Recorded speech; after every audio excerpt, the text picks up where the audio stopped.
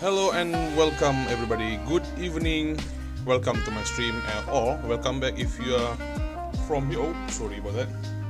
Right.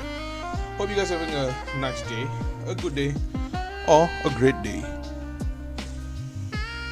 Sorry about that. Today is a Sunday, 15th of December 2024.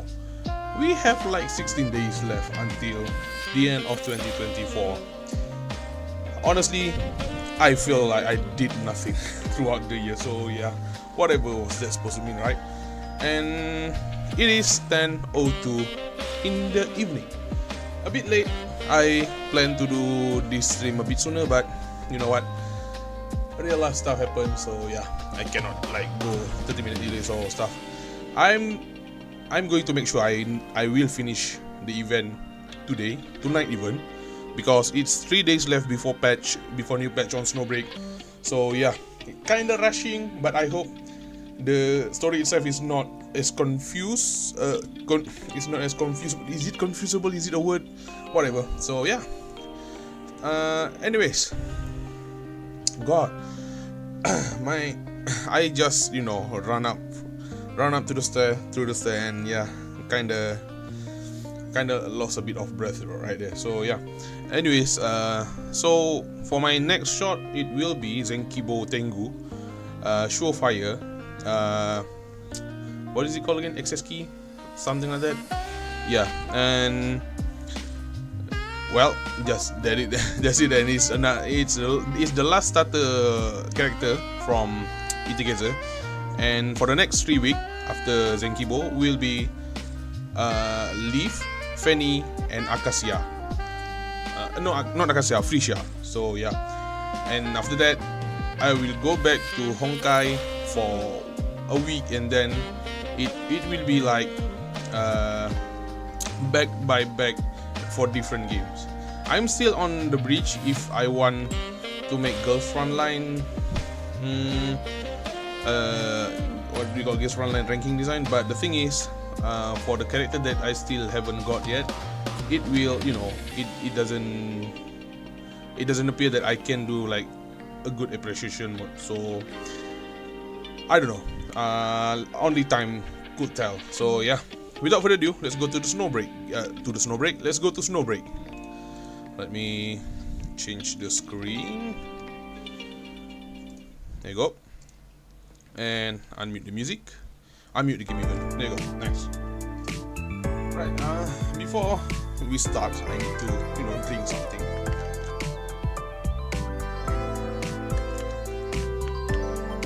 Also, before I truly start the game, I still need to do the neural link. Wait a second. Gigalink even, neural link. That's a different game. I think I need to do like 2 more of these, and then I'm done. Yeah, ready. Why the fuck not? I'm not ready. Right, let's do this. Oh, that's loud on my hand.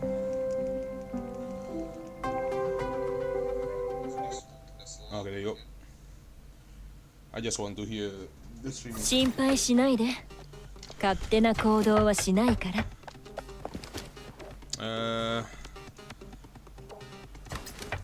Reduce stamina consumption, thermal damage. Okay. Standard skill. 罠に気をつけて。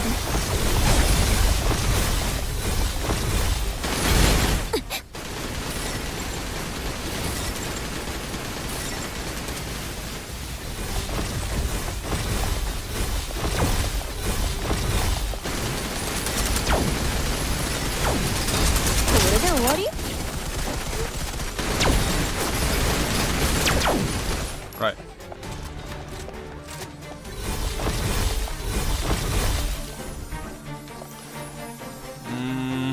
Decrease max HP, increase.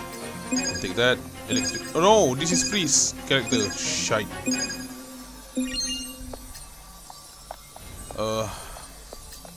Whatever.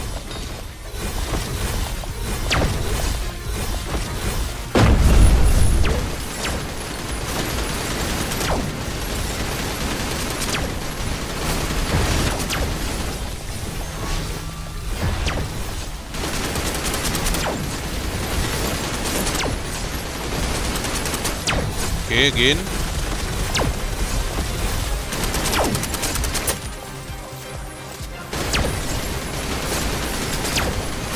Oh, come on, guys. Come on, guys.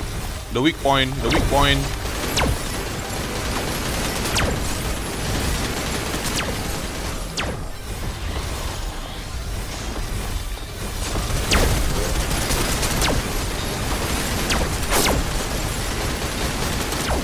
Nice.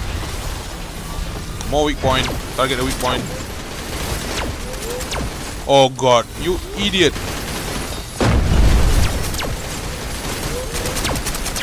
Nice. Alright. That's just the second round.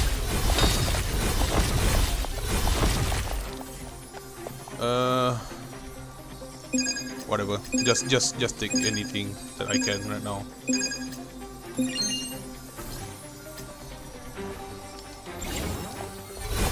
Oh, hella, are you kidding me?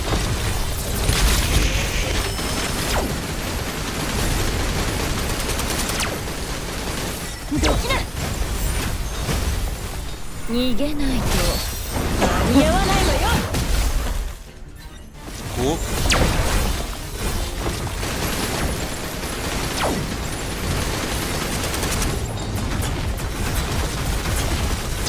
Let me just spam these.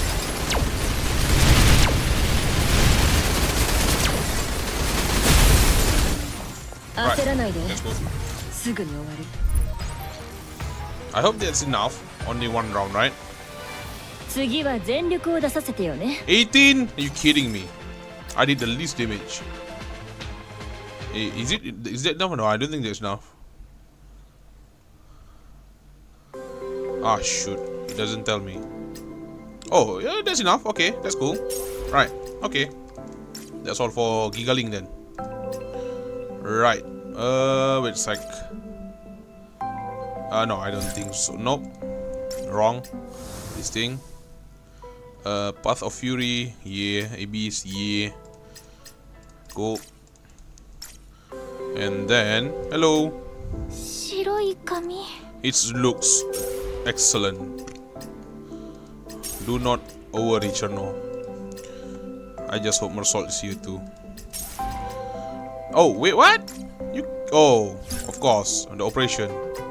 Fudge. Almost forgot about this. Oh, sorry. It's 10. You kidding? 5 minutes. Fuck. I don't think I have enough to do. Yeah, I don't think I have enough to do the story, so I might just use the permanent one. Yeah. Right, there you go. Task. Okay, let me finish this properly. There you go. Nice, nice, nice. And then we continue the story. Right. Okay, I already done all the event stuff, so yeah. Time remaining 3 days left. I could not want to end this sooner. I hope tonight we can finally finish it. We have like a few couple left. Story we have 1, 2, 3, only 3, 4. Yeah, only 4 story. That's cool. Let's bring some reinforcement along the way. No, not you. Yes, you. I do really need to get your ideal weapon, not ideal weapon. What the fuck am I talking about? What the fuck am I pressing? There you go. Nice.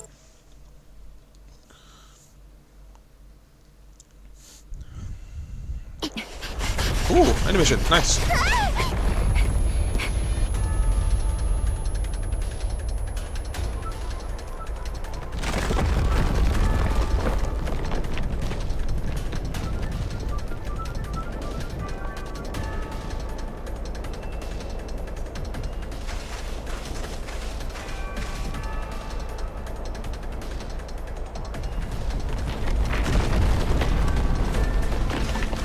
You see,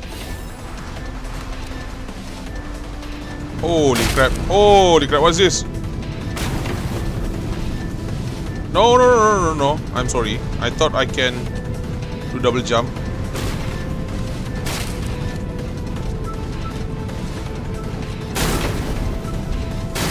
Wait, can I not do double jump? There you go.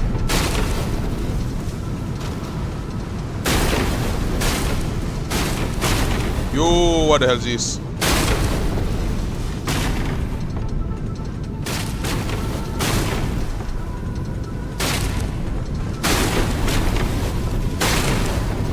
Bro, this is so intense. I swear I'm running right now. Oh shit!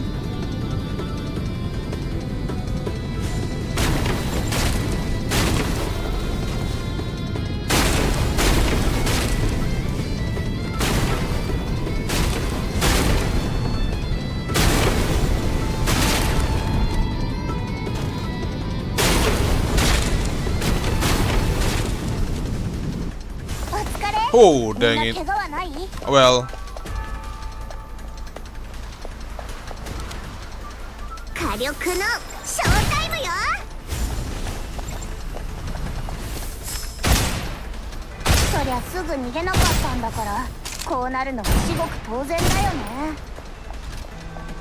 I like how they transition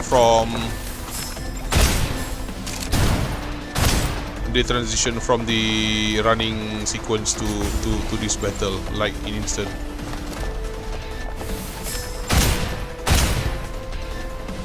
Are there anything up there? Nice.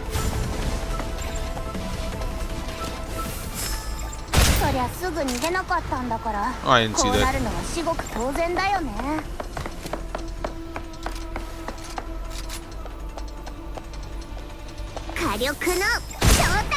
Cool.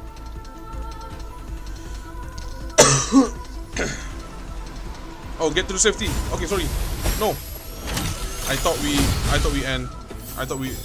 gonna finish on that. Fucking hell. Oh, we have this again. Oh, good lord.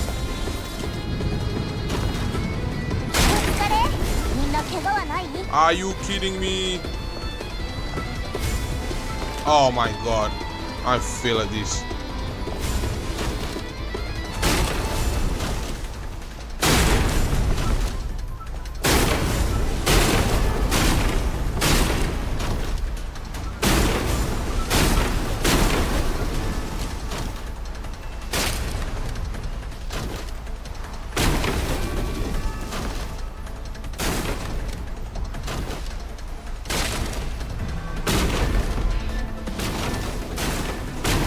Whoa, what a way, man. Nice. That's cool in its own right. Though it's not like it's not that mind-blowing, but you know, it's cool for a small company to do this, right? I find it very cool. Confirm, let's go, continue. Okay, voice acting. Amongst the gaps in armed engagement, I once again discovered some investigation data Boo Boo had hastily inserted into this combat module.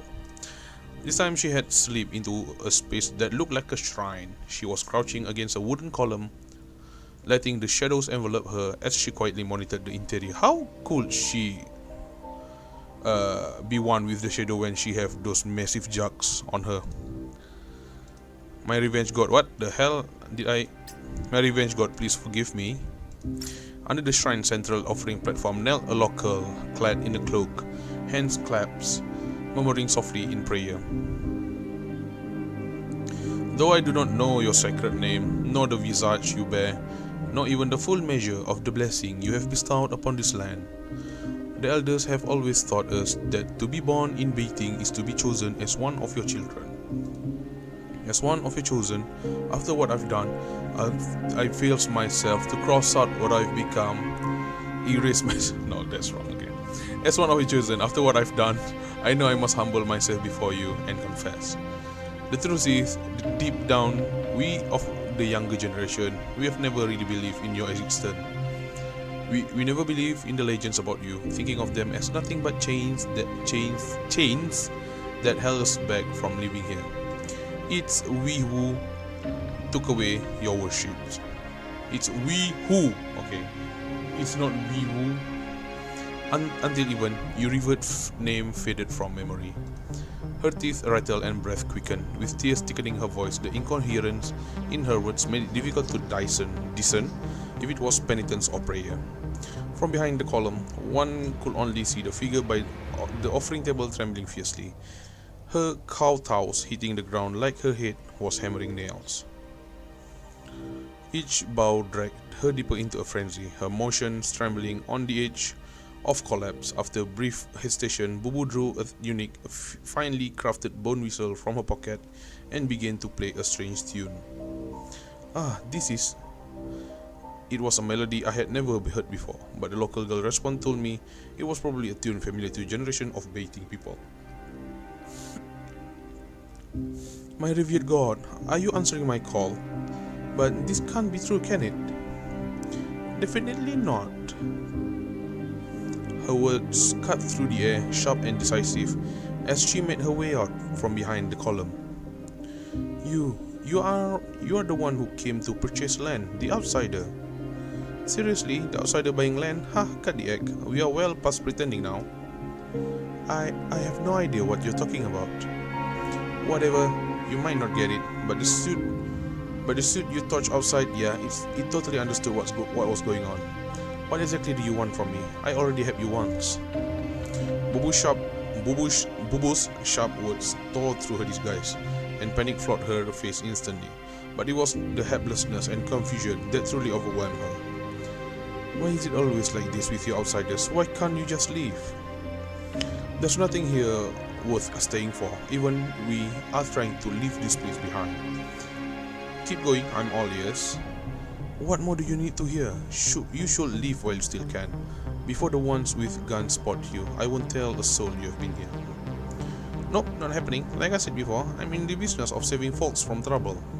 What kind of joke is that? I, Bubu the Geomancer, will never joke about such a thing. Bubu's smile vanished as she locked her gaze onto the local girl with piercing intensity. Her unrelenting stare held steady until the defiance in the girl's eyes faded completely.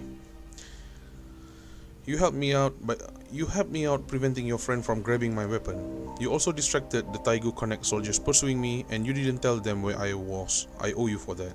That's cool.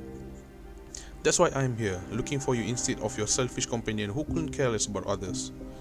You are kind and honest, the type who just cannot help but speak the truth. The truth needs an audience. It needs to be heard by a hero who can change the course of everything here. Are you trying to tell me that you are the hero? Me? Haha, of course not. It's a bit hard to explain, but just consider me as the hero's eyes and ears. But what I hear, he hears. What I see, he sees too. Baiting is crawling with eyes and ears. Yep, and the big names are all watching. Well, now that you are all saying all this, let me guess, you have already prepared a way to get the truth past all those eyes and ears. Bubu's clever perceptiveness caught the other girl off guard, her eyes widening in surprise. Yeet, damn the locals! Hello Kabuki, welcome to the stream, man. Welcome, how are you doing in the last day of the weekend?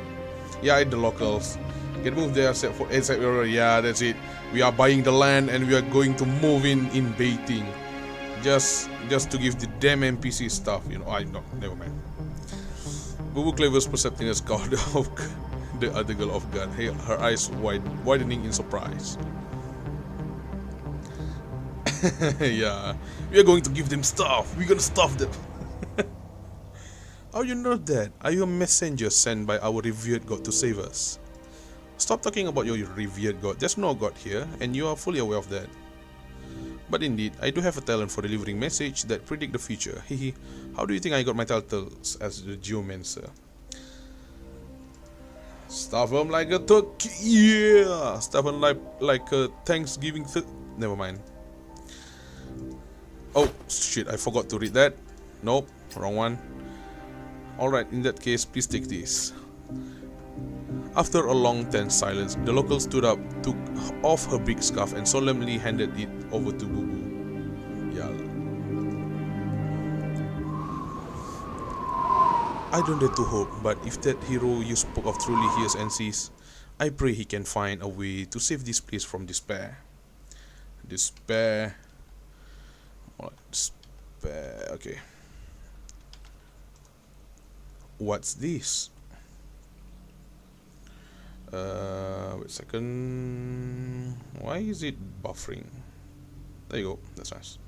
I thought she took off her clothes. No, only her scarf. Only her scarf. Missed opportunity. I know, right? They can make like the best Yuri scene, but never mind. We got robbed. This was the only possible way I could think of to record the truth. Oh, okay.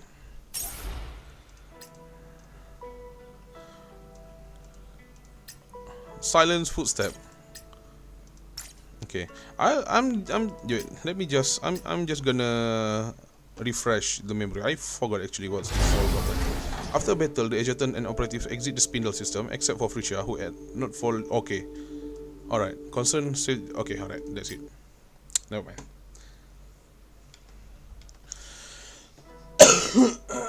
Right, sorry about that. Damn.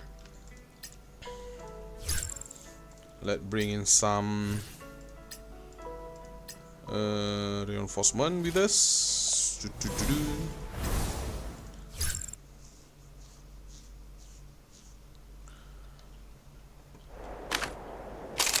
Oh, thermal side. How can a shadow also project thermal?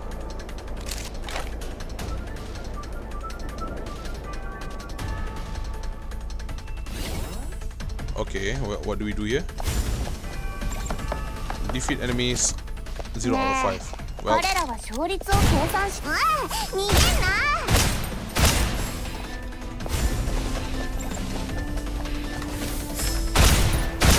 easy. Thank goodness they put AMCs for this character.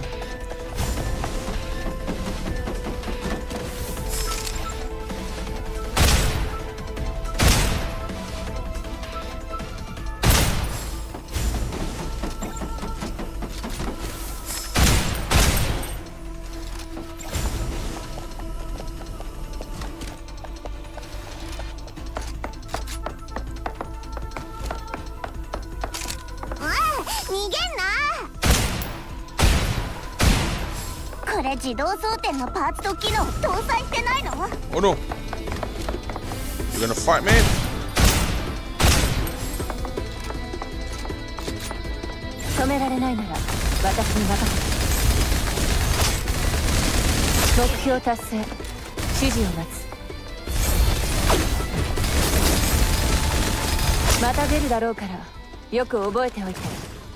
Okay, nice.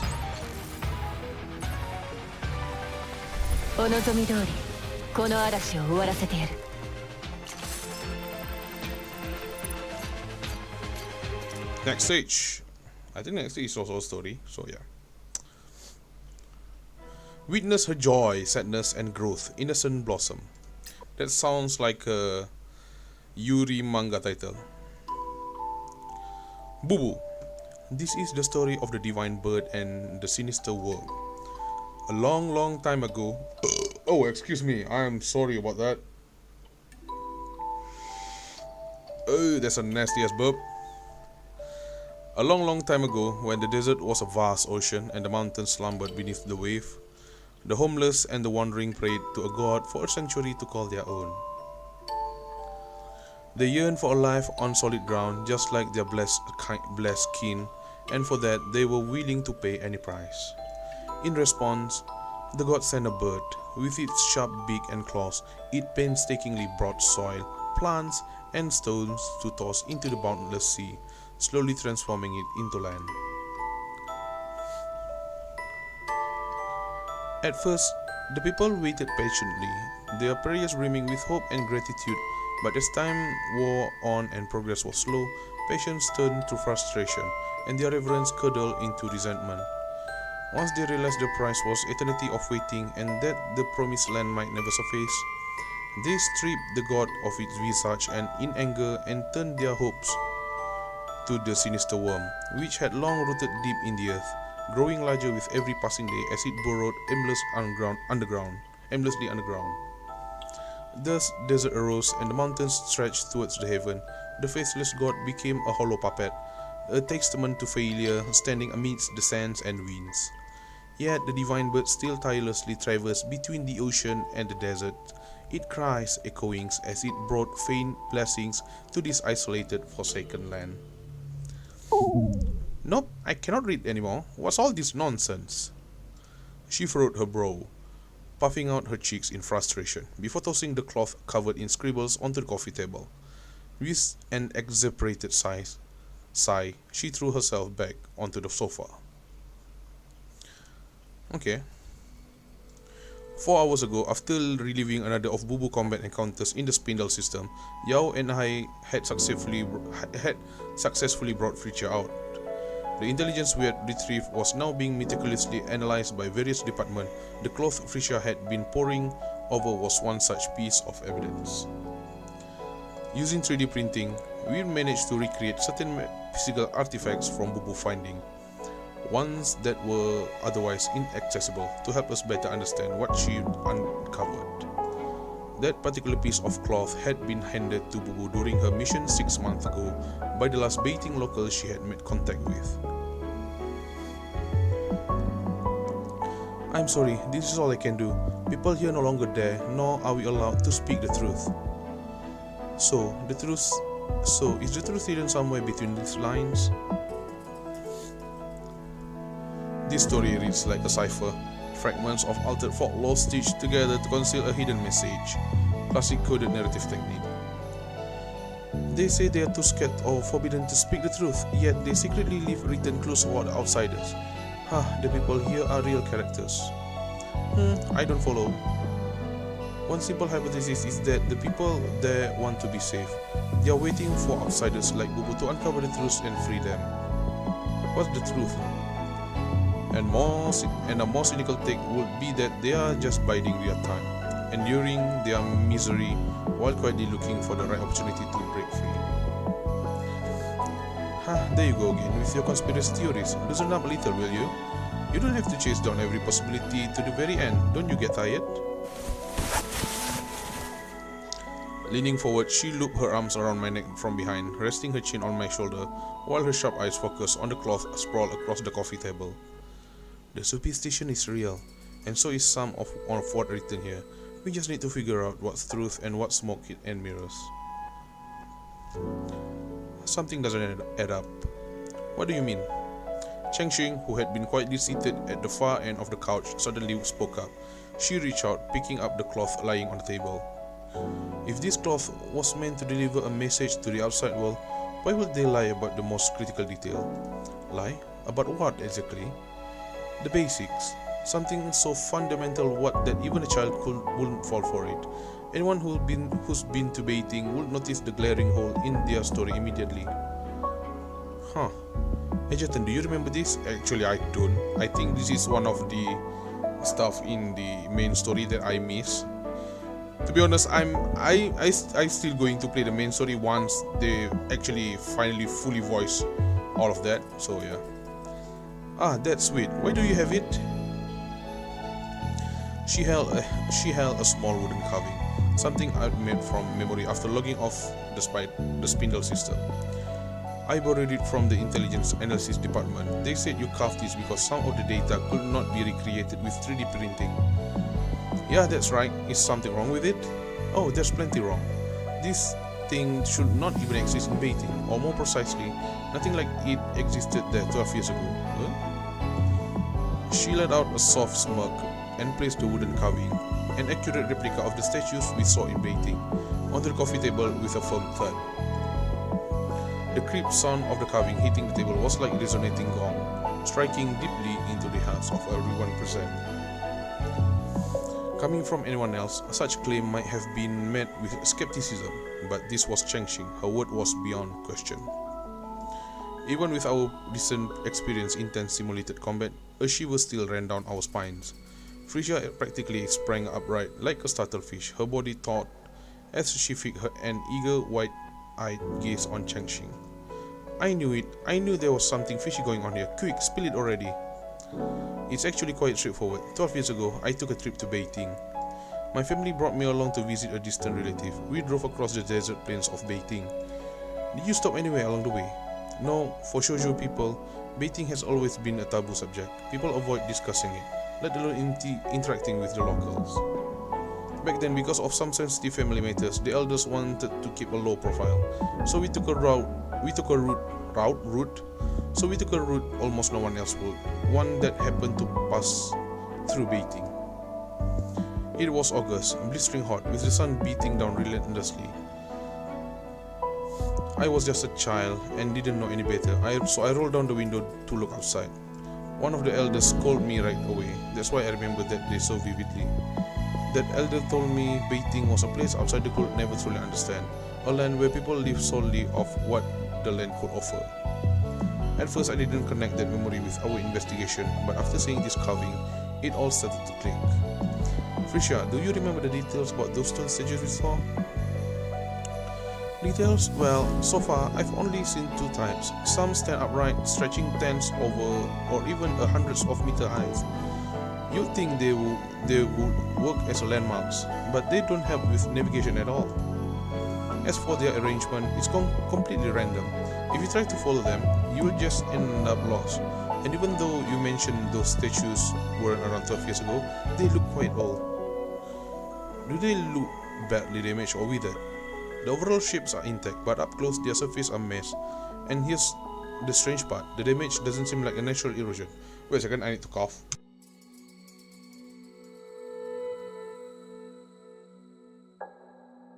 Let me take a sip of drink.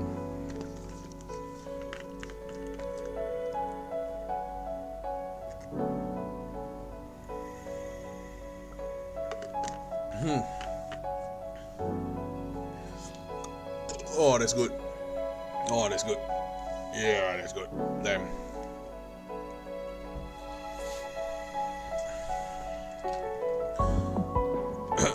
Right. This is especially true for the topple one. Normally, in a place like Beijing, where earthquakes are rare, something that massive wouldn't just topple over unless either they were built on unstable ground or collapse over time, or someone deliberately demolished them with explosive. But the way those statues lie on the ground doesn't match either scenario. What do you mean? There are no blast holes, and their bases shows no sign of structural failure. It's almost like the statues came to life and just lay down on their own. Ooh, what the hell? That's creepy. And here the most unusual part. Both the standing and toppled statues contain traces of titagen. The Egerton and I both felt it. If there's metaphors that fits, it's like someone introduced titagen into them like termites eating away wood from the insides. Hey Egerton, do you think it's possible the statues collapsed due to titagen corrosion, like what happened in New Hentiro? She hit upon exactly what I'd been pondering, but even that plausible explanation had its flaws. The amount of titagen in the statues was minimal, hardly enough to cause such damage.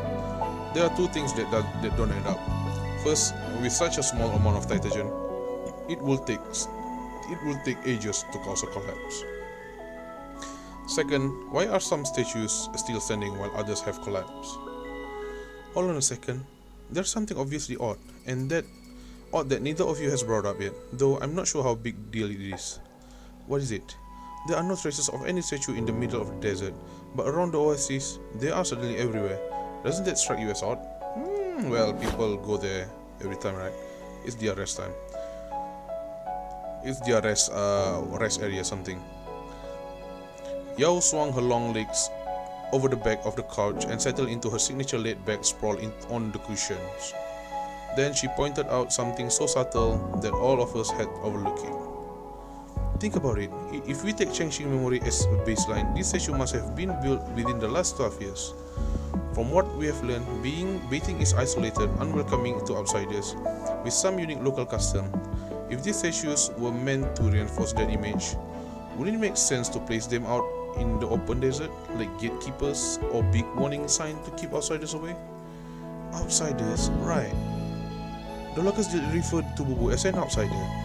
But instead, what did they do? They turned the desert into an intricate maze, so cleverly designed that even we got lost. And the statues? They are stuck away in the oasis and deep within the canyon, as if someone was trying to keep them out of sight. If these statues were built by the locals, this doesn't at all align with their supposed intention. Then, if it wasn't the locals who built them, Taiga Connect or the baiting division, the mercenaries.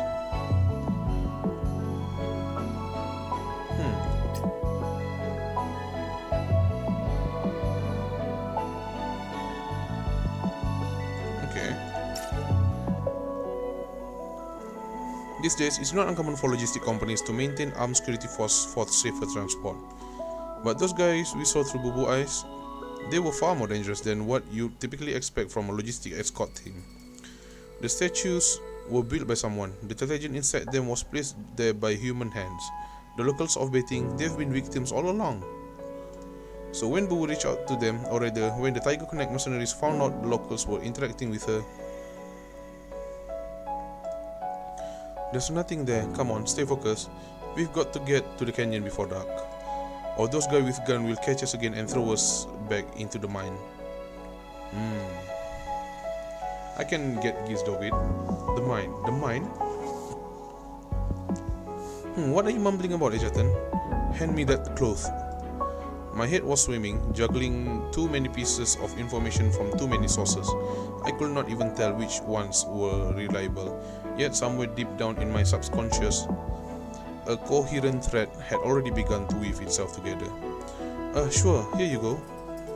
Grabbing the scarf-like cloth from Frisha, I quickly scanned for the lines that had been nagging at me. There it is. They stripped the god of his visage in anger. They stripped the god of his visage in anger and turned their hopes to the sinister world, which had long rooted deep in the earth, growing larger with every passing day as it burrowed aimlessly underground. The desert arose and mountains stretched towards the heaven. The faceless god became a hollow puppet, a testament to failure standing amidst the sands and winds. Yet the divine bird still tirelessly travels between the ocean and the desert. It cries, echoing it as it brought faint blessing to this isolated, forsaken land. But even this blessing was twisted and suppressed, for the sinister worm pledged itself to outsiders, and the new god the locals exalted, and reshaped, not perhaps. What am I saying and what am I saying, man? And reshaped its flesh into the iron Ouroboros guarding the underground palace. What a carefully constructed riddle. Ejatan, have you figured something out? Changxing, earlier you mentioned that 12 years ago, one of your family elders said the people of Beijing live solely off what the land could offer. Were those their exact words? Yes, live solely off what their land could offer. Okay, do you know if there are any mines or rather similar operation around Beijing? I cannot say for sure, but I do know my family once held an ancestral property deep in Beijing. It's been abandoned for years though. Why would your family just throw away a property like that? Did something happen? Because it has ties to Titha. Oh, Titha, okay. This is Titha, right? Let me just check the Greek alphabet. Greek alphabet looks like X. Greek alphabet.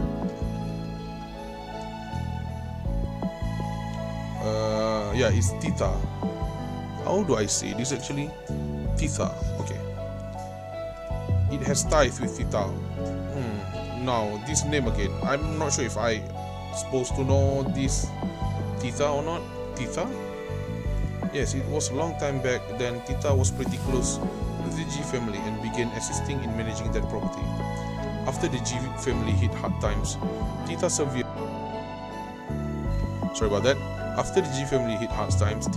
all ties with us. For reasons I'm not clear on, none of the remaining family members took over that property. Ejatan, if you think it might be an important lead, I can start digging into it immediately. Well, sure do. Yes, please. Leave no stone unturned. Understood. Chengxing rose briskly and headed straight towards the office building entrance. Fisher, who had been sitting next to her, widened her eyes, glancing back and forth between Yao and me. Then, as if reaching a breaking point, she abruptly got up and stepped in front of me. Could you two please not leave me in the dark like this? I still don't have a clue. Oh, it's not like that, Professor Fisher. Honestly, I'm just as lost as you are. Adjutant, please don't talk in riddles. I'm not cut for mental gymnastics. It's exhausting. Stand up. Wow. Screen shake. That's it. Holding their hands. Ooh, holding hands. But they have their gloves. They have their glove on. Holding their hands, one on each side, I stood up as they looked at me in bewilderment. No more riddles. Let's go somewhere we can find evidence, lay out the facts, and connect the dots.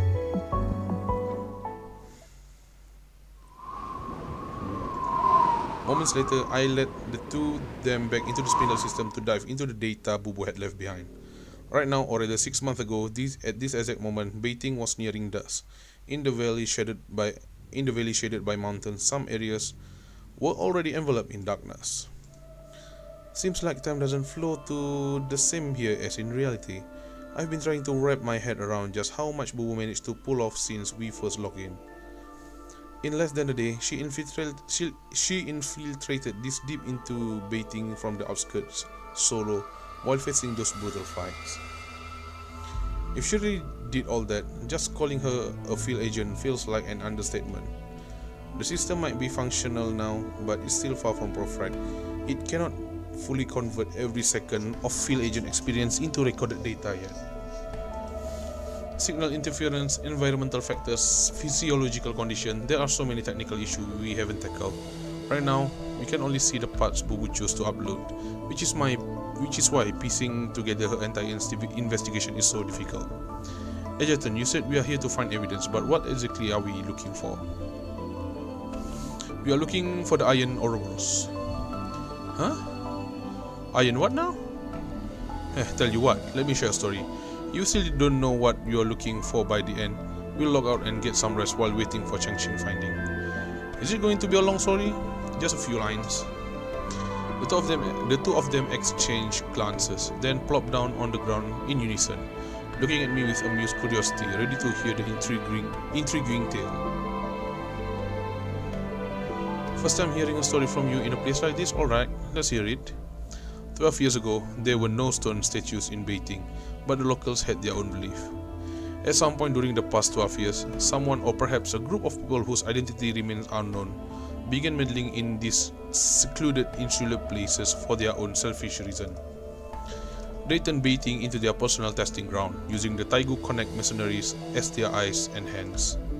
They transformed the surrounding desert into a maze designed to disorient intruders.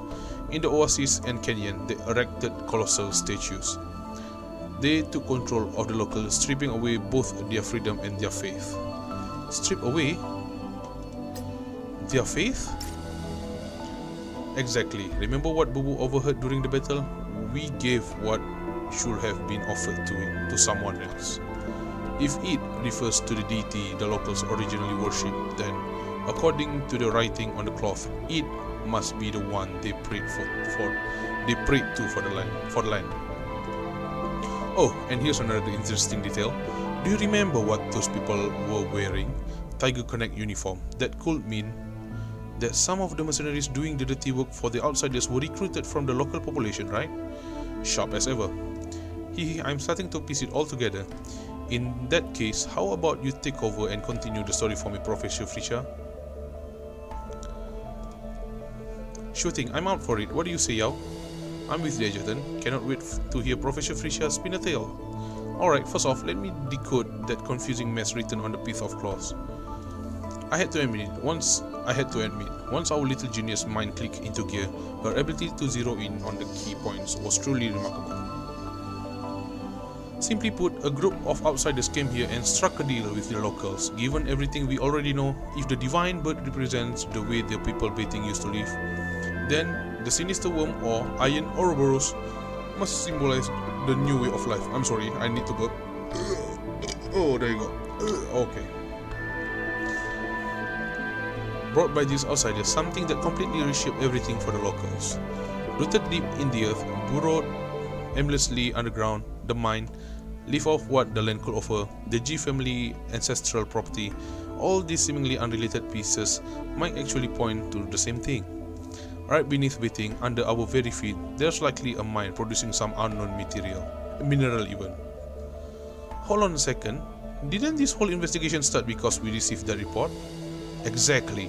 The report claimed that awakening dust contains a mineral that likely originated from baiting. Looking at now, everything here has probably been nothing more than a distraction, a trap set by our enemies to mislead us. A distraction? Exactly, this entire place is riddled with distraction.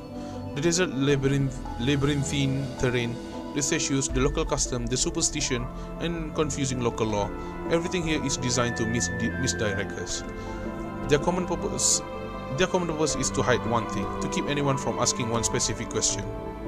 You mentioned earlier that it's like someone's evenly spread Titagen across this place, so its source must be underground, but what exactly is down there?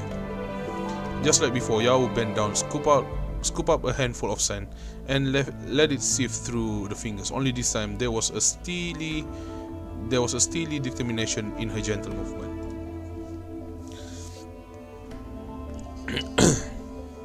Bingo! Wait a second, okay. Who brought it here? How they did it? Who brought it here? How they did it? And why they did it? It all boils down to these three questions. If that's the case, Bubu must have uncovered some truth related to those questions. That's why she was targeted. Exactly, so all we need to do is ignore the noise and stay focused on the data Bubu's left. Frisha, what's your step? Yao's sudden warning cut Frisha off. She froze mid-step, her foot hovering in the air. The three of us simultaneously looked in the direction under her foot, and there it was. Oh, a flower. Huh, look at that. That's our evidence. Oh my god, this is so beautiful. Let me just print screen this. There you go. It's so beautiful. Same, Frisha. Not the flower though. I mean, it's you. Let me just sip some water. My excuse that I just want to look at Frisha Bechas. I mean, I just want to look at Frisha.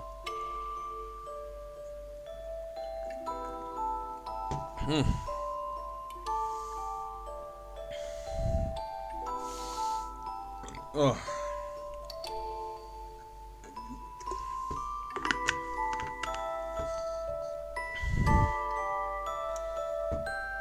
Nice.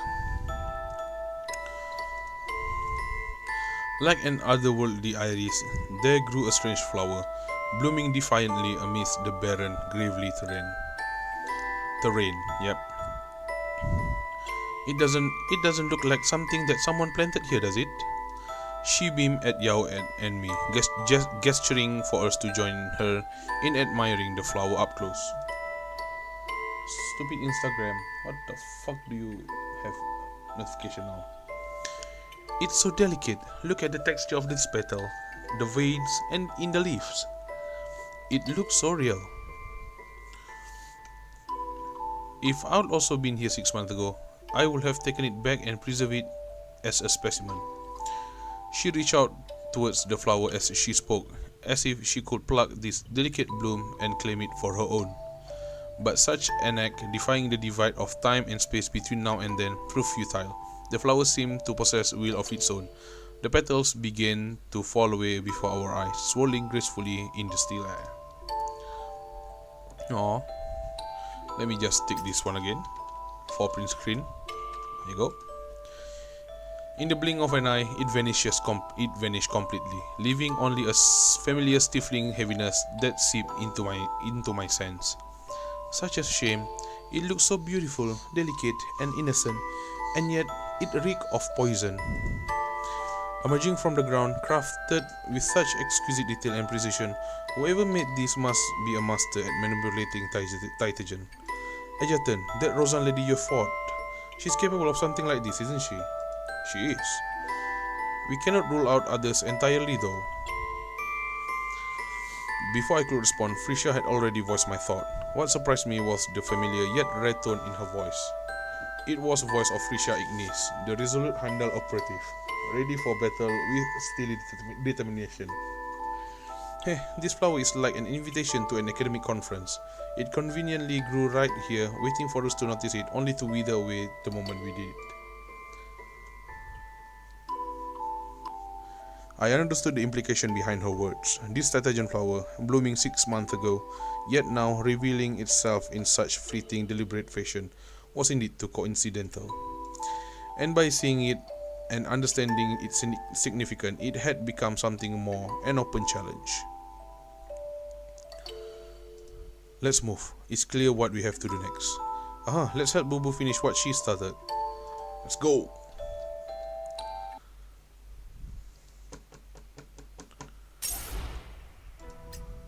Risky venture. So that will be fighting the boss, and then last 2 story. Okay, that's cool. We can finish this tonight. Do not worry, my child.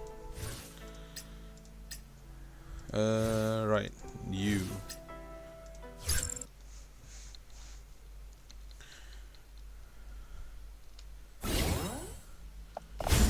It's just weird that there are no dialogue. Oh my god, that's so far, man.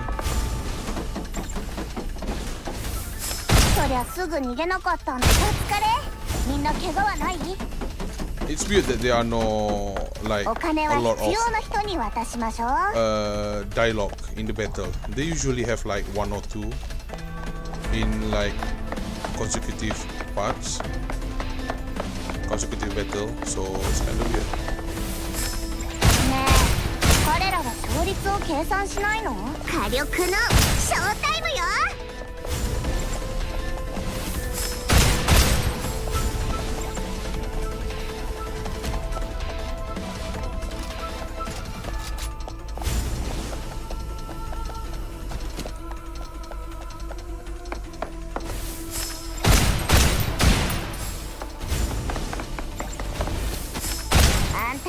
Nice. Continue exploring the truth.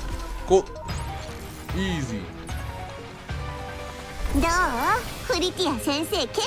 know, the fact that they give like aim assist, it defeat the purpose of sniper entirely. I mean, it's just for this Risha, right? Really defeat the purpose. Let's go beat some monster.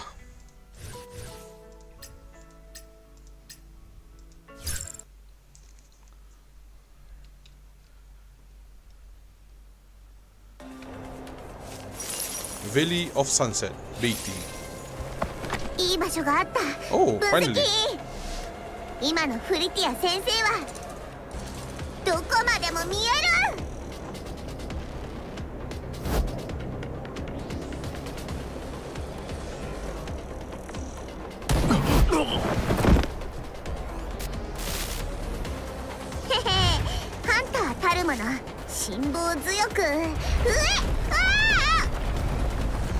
The Iron Ouroboros is here!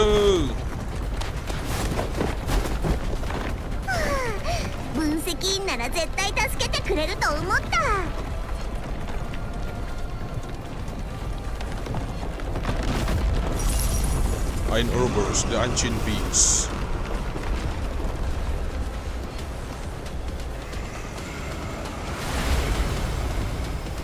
What the hell? The sound effect said clang.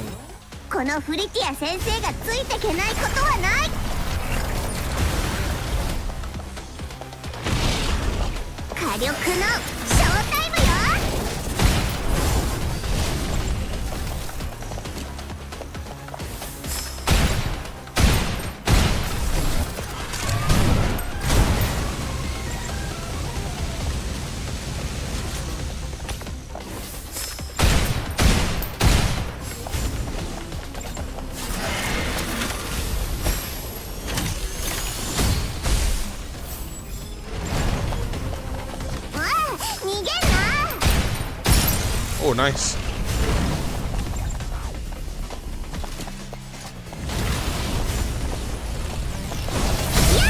Woo!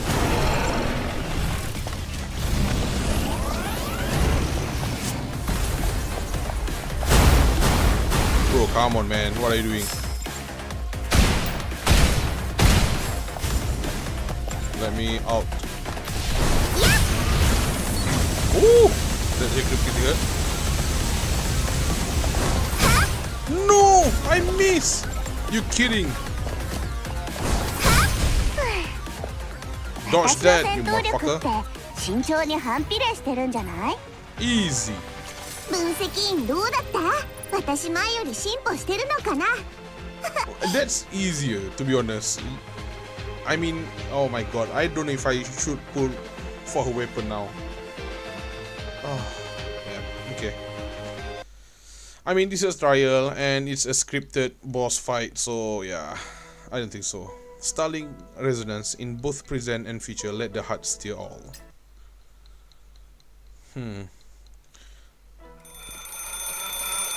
Alarm clock ring. Alarm clock ring. Ah, what the heck, this stupid thing, I swear I'll turn it off. Fanny, leave. He slept long enough, it's time to wake him up anyway. Leave. What's the rush? It's not like anyone from the office is banging on the door yet. Oh no, darling, don't wake up, just go back to sleep. Before I could fully open my eyes, her hand gently covered them. A soft weight settled on my chest, accompanied by a familiar sweet fragrance wafting through the air. How long have I been sleeping? About half a day. How are you feeling? Still tired? She must have been sitting at the edge of the bed. I could feel her carefully tucking the blanket around me. Man! This is so good, man, to have like canon waifu in this game actually. These two are our actual wife. We actually married them, so yeah. Much better now. How are Frisha and Yao? They are both fine, don't worry. We made sure they got their nutrient packs and full checkup before sending them back to their rooms. They are probably still asleep. The mattress bounced slightly as Fanny rolled off me and nestled beside me. Her hand, which had been covering my eyes, slid down, her fingers gently tracing along my cheek. Seriously, darling, you need to take it easy. Do you have any idea how worried I was yesterday? I come home after work only to be told that 3 of you were still hooked up to that spindle system thing. So I grabbed Wednesday and we rushed to the monitors, and oh boy, all the readings were off the charts. Were you trying to give us a heart attack? Hello, I'm talking to you. Respond to Fanny's affection. Let's go! Respond! Instead of replying with words, I chose a better way to ease her worries. I tilted my head toward her, leaning my face closer.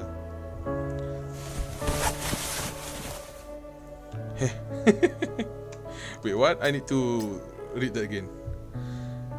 I choose a better way to ease her worries. I tilted my head toward her, leaning her my okay, just want to kiss then. Always so cheeky. She pressed her lips against my cheek, leaving a warm lingering kiss. With that, her earlier frustration melted away, along with the last traces of my sleepiness. I finally opened my eyes. Ready to get up? Yeah, don't worry, I'm okay. Arms, legs, every part of me fine and working well. With a good stretch, I suddenly pulled them both into my arms. Let's go! Let me just print screen this. You know what? Print screen the whole screen, and after that, just print screen the dialogue. With a good stretch, I suddenly pulled them. Sheesh, I know, right? With a good stretch, I suddenly pulled them both into my arms. Caught off guard, they let out delighted squeal and chuckles, amidst which I slipped out of our cozy bed. Yeah, both, man. Fanny and Leaf. We actually married both of the character. They are starting character anyway, so yeah. Yeah, these two, bro. Oh no. Right. Director Tao and wait. Director Tao and Chengxing are probably expecting you. The Intel department has been working around the clock, and they've pieced together most of what they have found so far. So darling, who do you think we are dealing with this time? That crazy witch Roseanne or Thitha, that scheming old hack? Could be either, but honestly, it doesn't matter who's behind this. Then what does matter? The method. For us, figuring out how they did it is more crucial than who did it. Ever since the Demiurge started gaining ground, not just us, but every group capable of utilizing Titagen as a resource has started re-evaluating their strategies. And now we have just found out that our opponent had already mastered this level of technique 6 months ago. Don't overthink it. Things work out. We'll handle whatever comes our way. She gently stroked my back, her tranquil gaze radiating a warmth that never failed to calm my thought and ease my worries. Exactly, you're the head of the house, aren't you? So act like it and stop overthinking. If you keep frowning like that, you'll get wrinkles. I promise that once, I don't know if they're gonna release it again, when Fanny and Liv wedding outfit comes out again, I'm just gonna buy it, man. Like, I don't care about the price. I hope at that time I already finished like my debt and stuff. So yeah, when they rerun the wedding skin, the wedding outfit, I'm just straightly gonna buy them, because it also have like the interaction scene and stuff. Yeah, I want that. Oh my god, I'm kind of regret I don't buy it, because I was like, nah, just wedding skin, you know. So my coping usually, because the price of course is high, right? And the skin is not like, the skin is you purchase the skin and that's it. You don't have to you know, like Nikkei, you need to do the gacha for skin. And yeah, so my coping usually, if I cannot get the skin, I just bought some, you know, some model from Koikatsu, some guy that create the model, and I just bought it and just copying myself there, just by looking at them wearing that outfit in Koikatsu instead. Fanny circled around me, meticulously adjusting my collar. Moments later, she stepped back, her eyes scanning me from head to toe, satisfied, a wide, approving smile spread across her. There, now you're ready to face everything, anything even. How are the things going for you two? Everything okay? Oh my god, it felt warm. I felt warmth in my heart just looking at how this Ejatan actually, you know, care about his wives, plural. Steady progress, though it's slow. I'm handling the joint training session, and Wednesday keeping a close eye on the exosuit adaptivity upgrades for you. Don't worry about us, we are doing great. Good to hear. Well then, see you tonight. Sure, see you tonight. Aww, see you tonight. Damn. I mean, they share a room, right? Make sure you come back all bright-eyed and bushy-tailed. After leaving a soft kisses that brought a rosy glow to their cheeks, I stepped out the door. God damn it! I wish you know what? I love the Sub-Vincent story. That's why I wish Honkai Impact have like more Captain Verse story coming out. I mean, for part 2, Captain Verse story kinda end in a way that is, you know, pretty good. I wish Captain Verse story in Honkai Impact is continuing. They make like Captain Verse part 2 story, because currently only the main story stuff with the main character and stuff. So I was like, never mind. It's fine. I love them too. But the Captain Verse story is one phenomenal story. The heroine are all different, so yeah. The hallway was as quieter. Wait, let me just drink some water.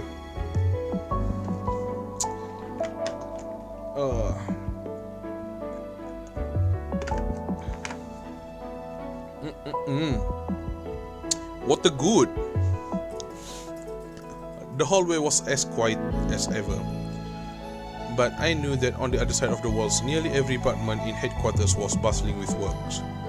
Yggdrasil was facing increasingly complex challenge, and our enemies were growing in both number and cunning. Excuse me? Okay, the thing about cunning is that one word actually, this word has been misused all the time, that my brain has been rotting by the other meaning. So it's freaking sucks when cunning is like something people do behind evil, right? Evil stuff. Oh, you are so cunning. You are the evil that you know. Usually some kind of evil that plan behind the scene and stuff. That's what cunning is. Like month I've been brainwashed that cunning is other thing. Fuck. Balancing work and the needs of those I held dear, I had to give it my all. Caroline, hello. I always messed up her name with Coralie. Damn it, the one that the Honkai Impact character that actually dead. Fuck, I still remember that night, man. Fuck. Caroline. Oh, I thought you were still asleep. I was going to fetch you a bit later. Just outside Tao office, I ran into Caroline, hurrying along with an armful of paper. What's all this? Sigh. Let's see, notice for assistant with the baiting investigation, a press release about the company stock redistribution, and this one, a stamp document for the home border office. Oops. She rattled off the list while mechanically counting the documents in her arms, but the load proved too much and one of the documents slipped and fell to the floor. It's okay, I've got this. You should go inside now, Hajatan. Director Tao and Cheng Xing are waiting for you. Oh, why is she blushing though? Ignoring her suggestion, I bent down and picked up the document. It was a thin sheaf of paper with a receipt from Yggdrasil Finance Department tucked inside. That's for Bubu's family. Her hometown isn't nearby, so we had to go with physical copies. Got it. Alright, see you. See you. Familial compensation. Wait, Bubu is not dead, right? Bubu is in coma. A term I had not thought of in what felt like forever suddenly resurfaced my mind. I forced the emotion down and pushed open the door to Tao's office. Hey Jatan, oh, she's blushing too. Hello Chengxing. How are you feeling? Fine, nothing to worry about. Let's get straight to business. I've made some headway on what you asked me to investigate. The G family ancestral property in Beijing. It was indeed a mining operation. About half a century ago, it was abruptly shut down overnight. Every piece of related information, document, records, witnesses was deliberately erased or buried. Titha. Yes, following this thread, she almost certainly involved.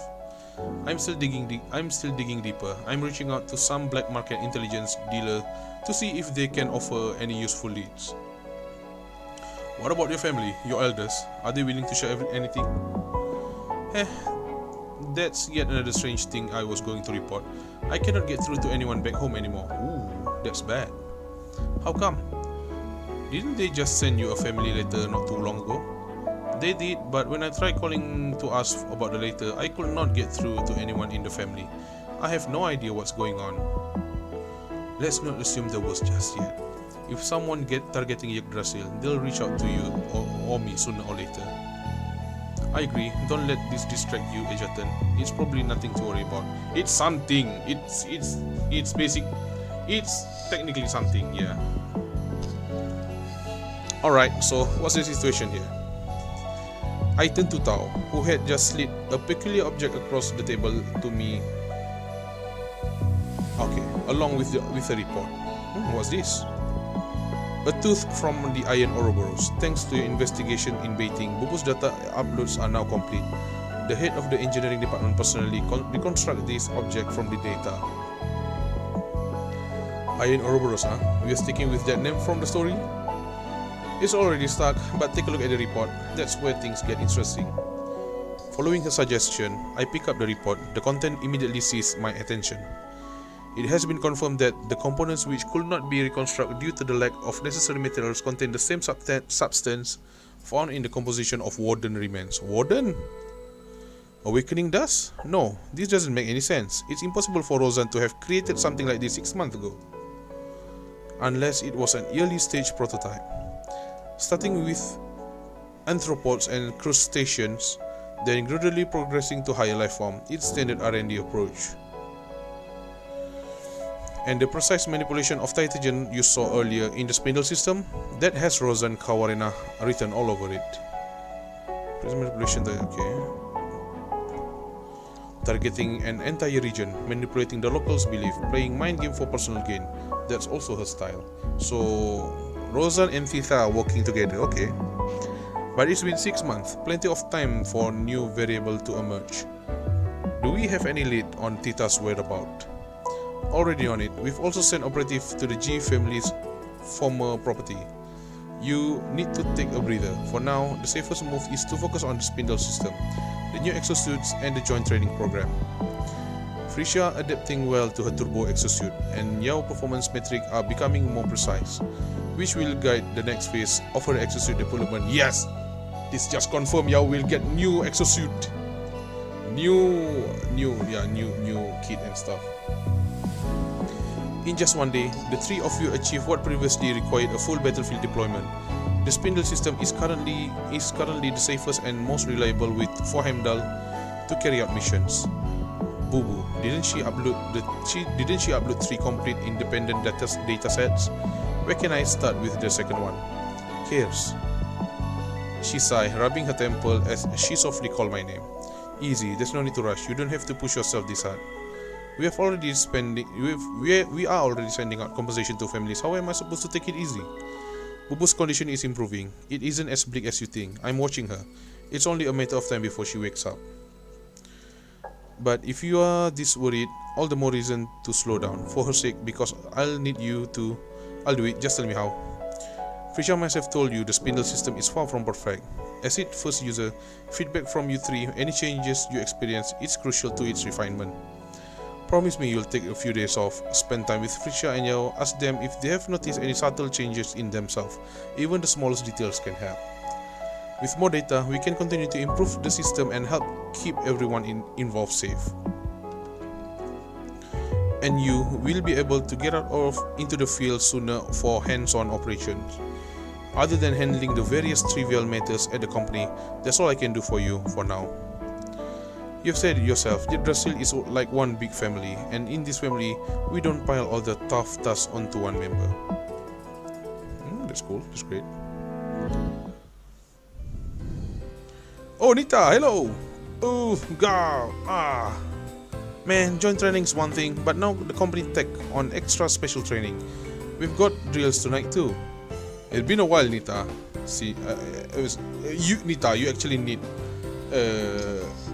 gold tier exosuit now. Bonita, man.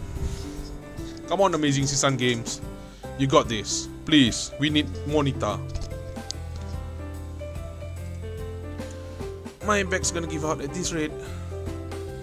Half an hour later. I think Nita is Indian and she's tomboy, so cool. Half an hour later, I had returned to main hall in the base. It was just past noon and the place was practically deserted except for Nita. She was bracing her hands on the back of the sofa, bent forward with one leg stretched high behind her, clearly working through some seriously stiff muscles. Nita. Oh, my sacroiliac joint. Ow, my pelvic floor muscle. Nita. I cannot skip this stretch. If I don't loosen up, I'm gonna be miserable all afternoon. Nita. Yes, sir. Her response was so sharp and loud, it could have been featured in Heimdall promotional video. Rubbing my ear to ease the ringing, I could not hold back a wry grin. Geez, Ejatan, you almost gave me a heart attack. Yeah? Well, you almost deafened me. So consider us even. What are you saying?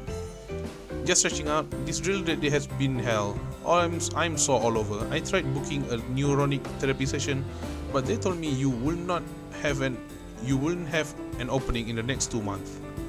Hey, since you are here, how about giving me a quick rub? Come on, just a little massage, 2 minutes tops. Before I could respond, she already sidled up, clinging to my arm and flashing a grin. Her face was flushed from the workout, radiating an unusual charm up close. A wry grin, huh? Well, that's an old word. Yeah, I don't even know how to pronounce wry. Rye? Is it rye or re? Re. I mean, I think I only saw that word on like panel in JoJo manga. Hasn't seen that for ages. Yeah. All right, come closer. I want to tell you something. Huh? What is it? First pronounce rye green, hey? Okay, rye green, rye. Why is it? Oh my god, English.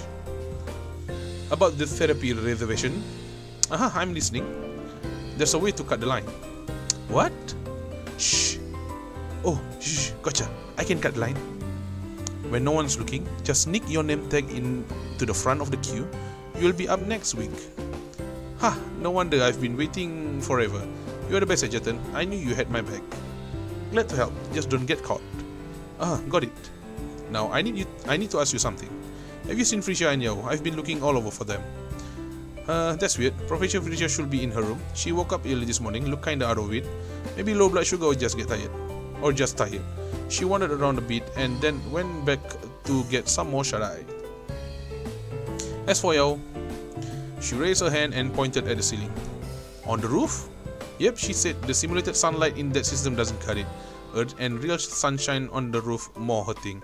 You gonna go up there to see her? Yeah, and if Risha wakes up, let me know, okay? You got it. Remember, sneak your name tag to the front. I mimed the action and she responded with an even brighter grin. With that, I made my way to the stairs leading to the roof of the base.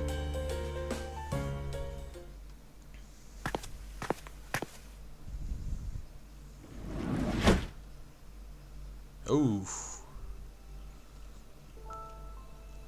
The sun bathed the rooftop in its warm embrace. Yao was the only one there, sprawled on the bamboo lounge chair, legs stretched out straight, her fair skin almost gleaming in the sunlight. Hey, I was just wondering how long it will take for you to find me up here. You knew I was looking for you? No, not a clue, but hey, since you're here, catch. She let out a big yawn and casually tossed a bottle of sunscreen my way before rolling over onto her stomach, settling comfortably on the lounge chair. How's Frisha doing? Still catching up on the sleep, I think. I haven't seen her yet. I need to actually properly sit, man. I've been... Oh my god. I need to buy like chair that can support my neck and head. For now, I only have this plastic chair. The one that Virgil used in DMC. The plastic chair. Oh my god. I need to buy some proper office chair or something that can support my neck and head. Oh my god. Right.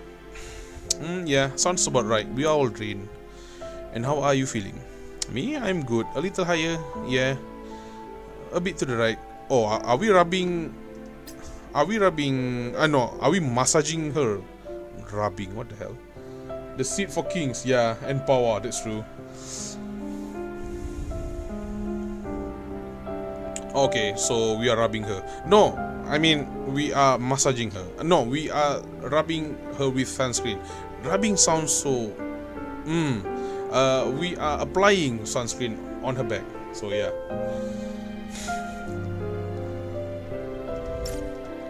The afternoon sun bathed us in its warmth. I leisurely applied sunscreen to her back as we traded lazy bits of conversation in the golden light. Rubbing. Yeah, kinda rubbing. Sure. I mean spread. Spread her... I mean not legs. Spread. Applied. Spread the sunscreen on her back. That's it. I say nothing other than that. Yeah. For a moment, I was caught in a strange sense of deja vu, as if this scene spreading... Come on! Nah, it's applying sunscreen, that's it, the proper one, you know? For a moment, I was caught in a strange sense of deja vu, as if this scene had played out countless times before me. As if all Heimdall operatives were meant to live such a peaceful life. Yeah, pretend I say nothing other than that. Hello, you spacing out. I asked you a question. Huh? What's question? I said, what do you think of me right now in your eyes?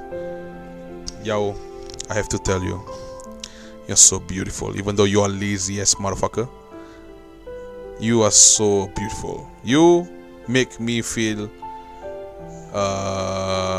like I'm the hardworking one in our household, even though we are not married yet. But I sure hope, like future patch, we actually can get married. So yeah, I thought you were spreading misinformation. Certainly not. I spreading the mis, but not the information. I wonder. There's no right now or back then. You've never changed in my eyes. Come on, Ejatan. That's like the most beta answer I've ever heard. Become an alpha. Become the chat. Give the chat answer. Okay, so what am I like? A pretty... There you go. There you go. The Reese chat. The Reese answer. Come on, I'm serious. So am I. Wow. I finished applying the sunscreen and was just about to set the bottle aside when she suddenly grabbed my hand. Oh. If something bothering you, just tell me. I'll be there for you. You already are. You have always been there for me. Aww. She turned to look at me, squinting slightly against the sun. There's something I just can't get over with. I'm a Heimdall operative. But here I am relying on ordinary people to fight and bleed on the front lines, just to dig up intel for us. Oh, you mean Boo Boo. Every time I think about that agent Boo Boo, it really pains me. Why so quiet all of a sudden? Because I feel the same way, but I've had to force myself to face it. Teach me your secret then. How have you managed to deal with it? She rolled onto her side, facing me fully, her hand still holding mine firmly. It's actually not that complicated. Everyone has one life, but not everyone gets to choose how they spend it. Boo Boo, the other agents risking their life out there, and even us. We are the privileged few. We are lucky enough to have that choice. It's true that we are stronger and we are playing safer game while field agent makes sacrifices for us. That's a reality we cannot change. But if I let guilt consume me, if I let it cloud my judgment, then I'll be dishonoring the choice and sacrifices of people like Boo Boo.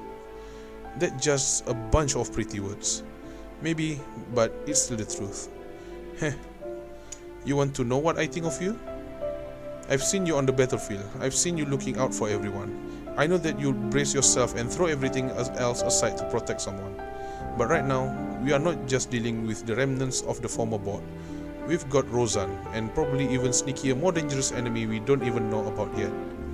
To beat those who've long since abandoned their humanity, we have to toughen up.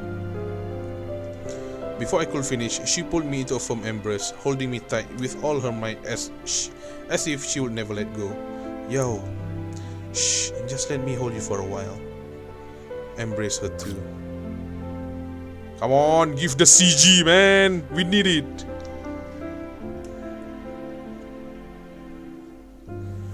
The world seems to pause, and time itself became meaningless. I felt the rise and fall of her breath, the faint trembles in her shoulders. Without a word, I wrapped my arms around her, holding her close. We stayed like that for what felt like forever, until her breathing calmed and the sun dipped further west. Slowly, gently, we let go of each other. Let's head back. Sure. And you should check on Frisha too. She needs this more than I do. I know. As our footsteps faded away, the rooftop returned to its quiet stillness, but the void in our hearts had been filled with each other's warmth. Well, I don't think they fucked on the roof, but who said it didn't? Frisha, it's your turn now. You have stayed strong, holding back your emotion throughout the mission. Now is the time to open the door and let me in.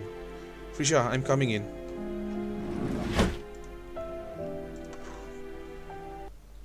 Hey! Are we finally going to get some voice? File 1. Hey! Bathe in light. Become a sun emitting unrivaled warmth in others' heart.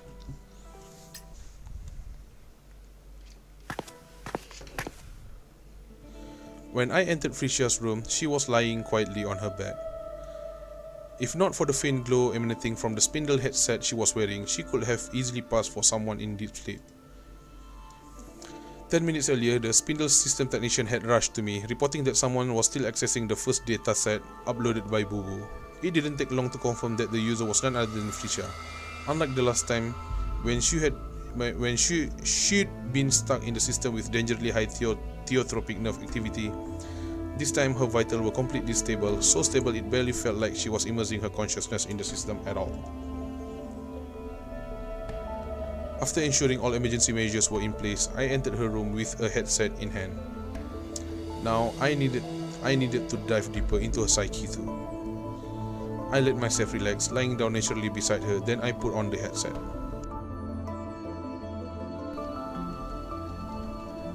If she wanted to linger in that simulated world, I'd go in, find her, and then...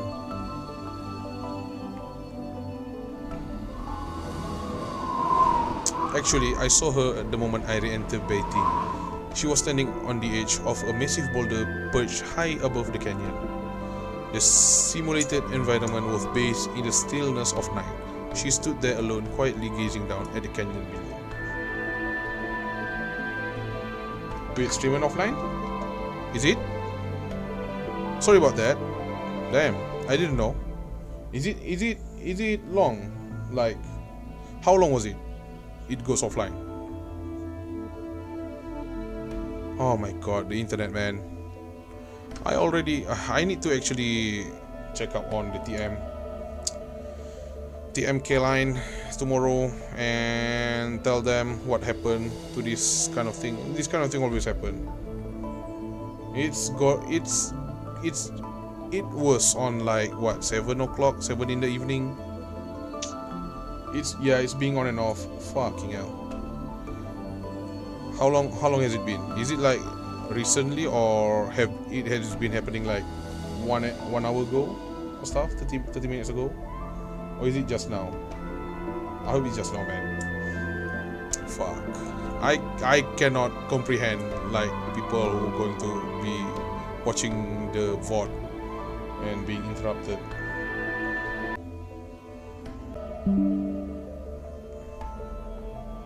Yep, there you go. Like 30 seconds ago. I see it now. It's super stupid, man. It times like this, always.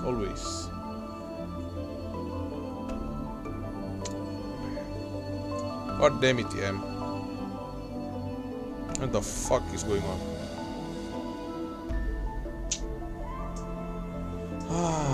Wait a second. Let me just see. I connected to my Wi-Fi, so at least I have backup. I have LAN cable connected. I usually use those, but now usually the LAN cable is the one that disconnected by itself. I don't know why. I don't know why that happened. And now I also put on the Wi-Fi. I turn on the Wi-Fi, so if anything happens, it's always the backup one. But still, I need to call the TM service, customer service. Fucking hell. It always happens, man. I mean, for the whole week and a half I streaming, it's been, I think it's like 3 times happening.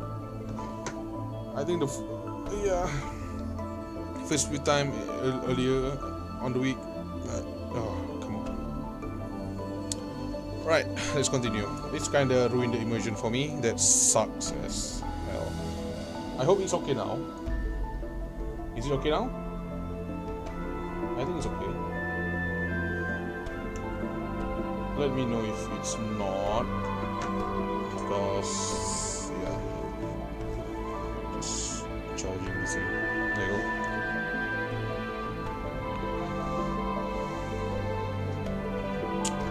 I hope it's okay. It's green. My status shows green. Yep. Okay, that's cool. Closer until I was behind her, and then by her side, close enough that if she tilted her head slightly, her smile would fill my entire view. What's on your mind, Frisia? Huh? Oh, nothing. I'm fine. I just slept long enough and thought I could use some fresh air. Let me just open refresh my phone so that I can see my stream. There you go. I can keep up with my stream. Nice. The sky here is so beautiful and the space feels endless. Even just standing on this cliff doing absolutely nothing feels so nice. What the hell is that screen break up there? Nice? In what way? I took another step closer. I close enough to catch the scent of her hair. Ooh. Come on, Egerton. You being sweet? In the way that it freshens my heart and soul. These past few years, I've been cooped up at the company either on mission or buried in research. And during the rare downtime, I always stay holed up in the base. Though it's a problem on my end since I'm playing GFL2 or there's some problem with the network. No, it's not yours. It's mine. My connection, I can see my connection went offline on my OBS. So yeah, it's on my end. It has been like this for a while. The situation will get worse. The internet connection will get worse when it's reached like peak hour. Not peak hour, but it's more like whenever it hit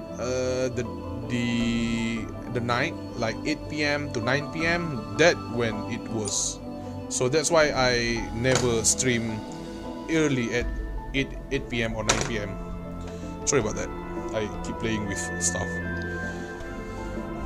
It's been such a long time since I felt free enough to just breathe like this. Oh, don't worry. I'm really just... Oh. Hug Frisha. Oh, Frisha, you're so cute. I want to hug you. There was no need to hesitate. In a moment like this, nothing felt more right than wrapping her in a simple embrace. This was what we both needed most right now. Egerton, you... Her surprised up softened into a long relief breath released onto my chest, along with the trembling of her shoulders and the rhythm of her heartbeat. Feeling a little better now? Her soft reply was all the reassurance I needed. I loosened my hold slightly, resting my chin gently on top of her head, savoring this rare moment of peace with her. Such a naughty student. Yeah, I am. What's that? Nothing. I was just thinking. Thank goodness that Professor Fricha is just a nickname. Unlike Egerton, those three syllables present the most genuine, most dependable presence in any world, simulated or real. You don't like your nickname? What? I love it. I love it so much. She gave me a gentle nudge with her forehead, her expression brightening as a growing smile replaced the shadows that had lingered there. But I'm starting to feel like there's not much left for me to teach you. You are sharp, unpredictable, and always marching to the beat of your own drum.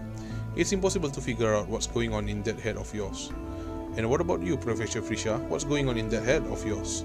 Me? What's in my head? Hey, don't flip this back around me. You are so good at making little quips just to change the subject. I'm not thinking about anything. Really, not thinking about anything? Or overthinking everything? I eased my hold on her and lowered my head, meeting her gaze as she looked up at me. Yeah, I'm overthinking it. Hey, that's right, I'm overthinking everything. She murmured to herself, then turned around and sat down at the edge of the cliff. What are you overthinking? Do you want to talk about it with your naughty student? Oh, naughty student, oh. Then come sit next to me. Without looking back, she patted the empty spot next to her invitingly. Come on, sit with me already. I didn't move, so she turned and craned her neck impatiently, urging me again. I joined her at the cliff edge, letting my legs dangle freely into the open air as I tried to relax. Tell me, Egerton, if a scientist start doubting their own belief, what should they do? Beliefs? Yeah, belief. In science, in objective truths, and in whether the world they live is even real. She glanced at me, then began to unravel the confusion weighing on her mind. You see, science and superstition, they are always seen as opposite, aren't they? Right. People who value and practice science approach the world with logic and curiosity. They dig deep, driven to understand themselves and everything around them. Superstitious people, on the other hand, tend to start with reverence, fear, and fantasy before even attempting to seek knowledge. They shy away from the unknown and even choose to cling to wishful thinking for things that could easily be explained with a little effort for no reason. With a little effort and reason. Sorry, I need to actually drink something again.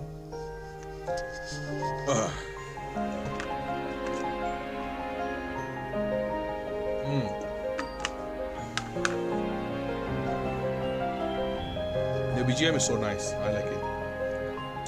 Yo, what happened to my... Is my stream still buffering? Oh, good lord. I hope not.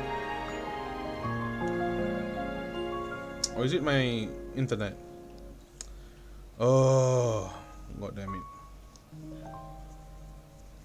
Bro, so frustrating, man. Let me check. I hope my... Yep, it's okay. My OBS show my connection is excellent, so I think that's fine.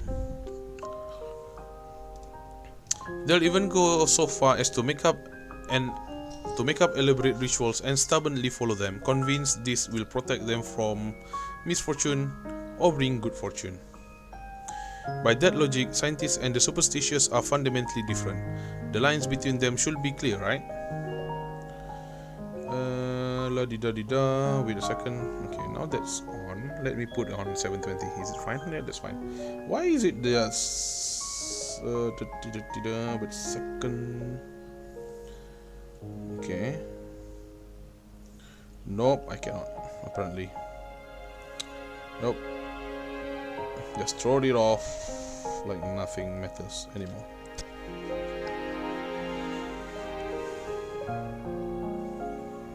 Oh, come on, man. What the hell is wrong?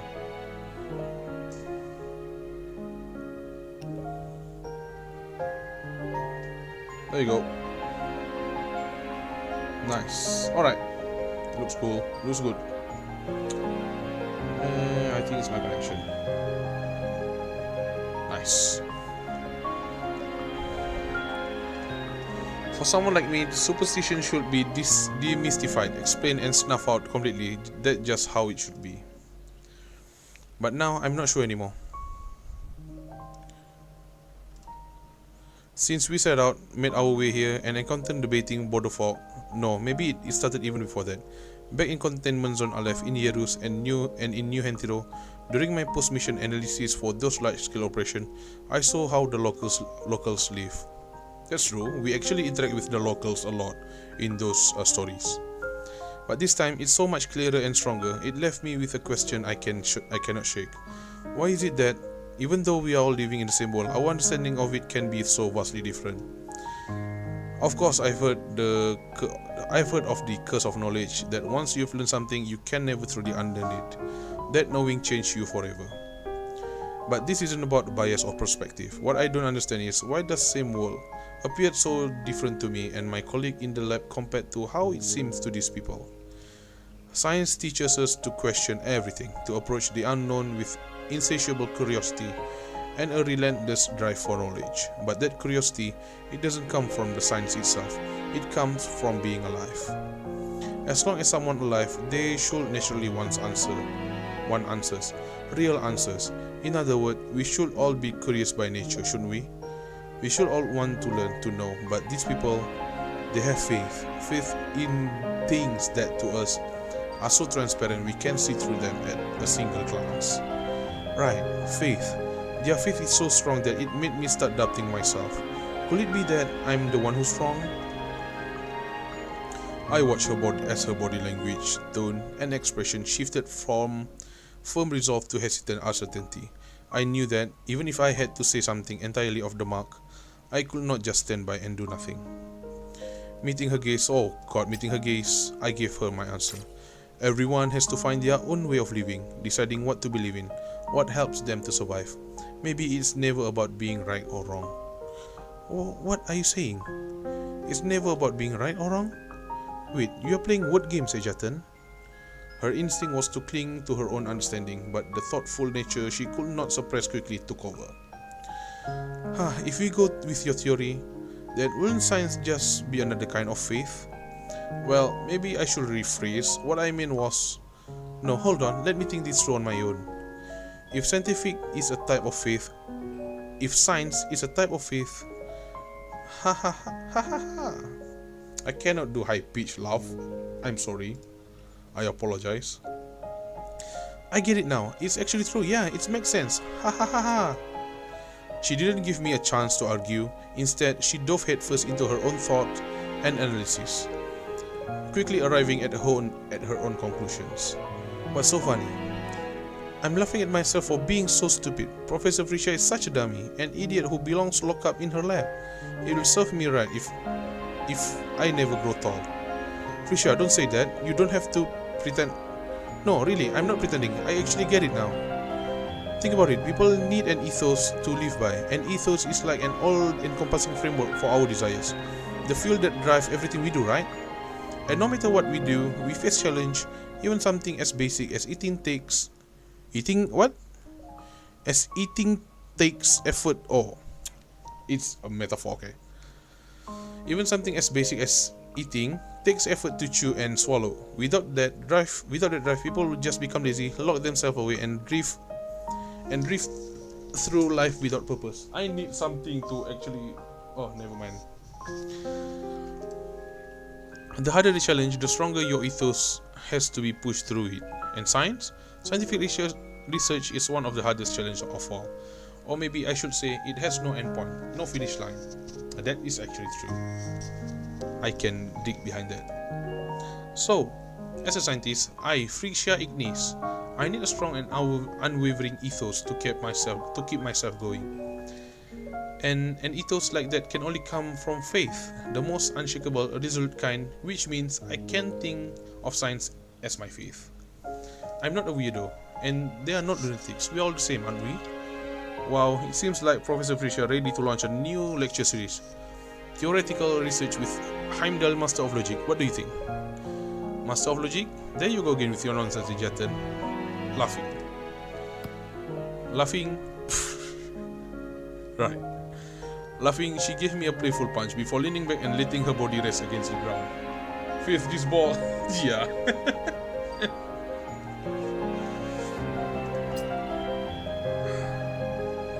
Science and faith, eh? Man.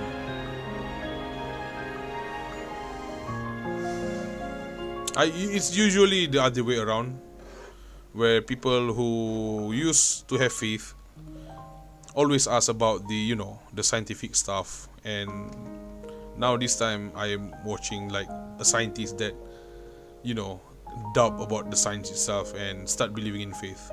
Well, it's one of a kind. Laughing, she gave me a playful punch before leaning back and letting her body rest against the ground. Oh, when I think about it that way, I cannot help but feel a little jealous of the forebearers and pioneers who laid the groundwork for modern science. Jealous? Why? Don't give me that. You know exactly why. Her widened eyes bore into me, as though she was looking at the worst actor in the world. I really don't. It's because of the time, of course. With a sudden burst of energy, she sprang to her feet, standing tall and gazing down at me with sincerity and intensity. Time? Yes, time. In an era of peace, the purpose of scientific research is to benefit humanity, to alleviate suffering, and to create better living conditions. But now, what is science being used for in this era? Killing, fighting, power, money, or something even worse?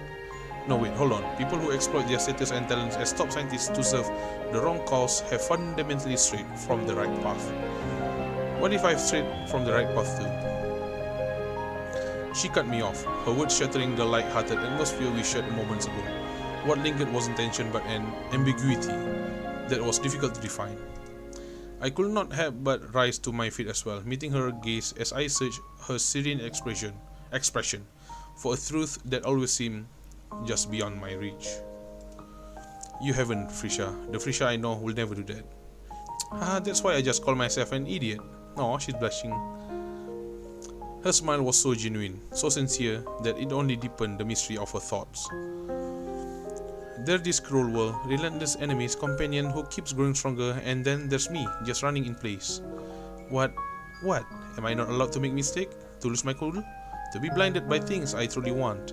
By the people and dreams I long for? I feel so lucky, yet so unlucky at the same time. I didn't get to live in an era of peace for long. I never had the chance to truly learn what mindset a scientist should adopt when facing challenges. Every step I've taken to get here, it wasn't fueled by logic or reason. It was pure obsession. No, it was more like superstition. Yeah, that's it. I've been clinging to my own kind of superstition all along. Before I met you, they called me a prodigy, a genius. But those people... Oh, sorry, I need to cough.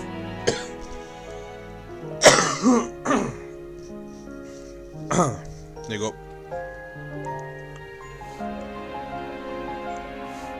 That didn't help me grow. They held me down. I moved forward just to protect those labels. Sometimes with...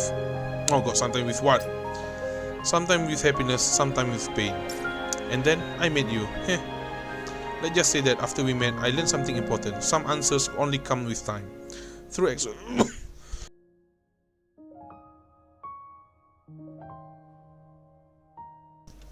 Good lord. I need to drink something. Wait a moment.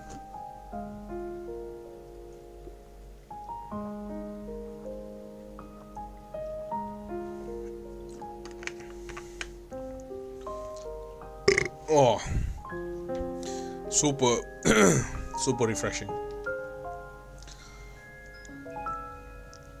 Only then you can make peace with yourself. And what carries a person through that journey is their faith. It doesn't matter if it's tradition, superstition, or science. In the end, it's all the same. Then what matters to you? Not telling. They're just plain unfair. Some things need to be said in the right place at the right time. It took me so long to sort out my feelings and admit them to myself. So at the very least, it should happen in a spot that belongs to you and me. A moment surrounded by blessing, with witness to bear it. Yeah, it's called wedding. It's called a marriage. It's called marriage, Fisha. If you don't know, like what I did with Fanny and Leaf. Blunt, candid, heartfelt, intense. Just when I was least expecting it, she suddenly opened her heart to me. Her sincerity was overwhelming, leaving me momentarily speechless. Jatan, look! Before I could respond, she had already shaken off any lingering hesitation or doubt, fully embracing the joy and relief opening her heart. What did you do to the both of them? Well... Pause? What pause?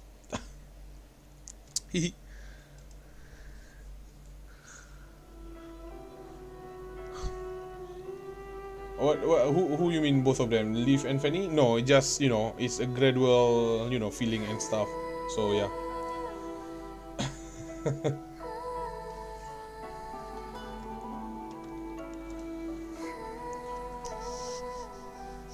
She grabbed my arm, pulling me along as she ran down the cliffside, leading me toward the beautiful landscape we had just been admiring.